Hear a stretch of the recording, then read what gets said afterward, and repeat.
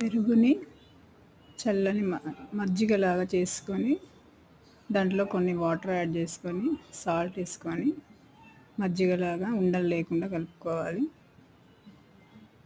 మజ్జిగలా చేసుకున్న తర్వాత అందులో గోధుమ పిండి యాడ్ చేసి ఉండలు లేకుండా మెత్తగా కలుపుకోవాలి.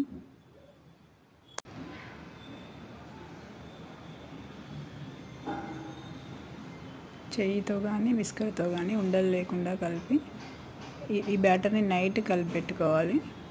ఓవర్ నైట్ అంతా సోక్ అయ్యి మార్నింగ్ వరకు పులుస్తుంది. మార్నింగ్ దాంట్లో కొంచెం కారము, జీలకర్ర, ఓమ యాడ్ చేసుకొని బోండాలు వేసుకోవడమే.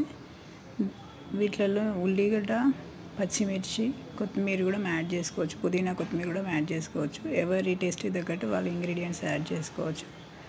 ఆ బ్యాటర్ని మార్నింగ్ వేడి నూనెలో వేసి బోండాలు ప్రిపేర్ చేసుకోవడమే.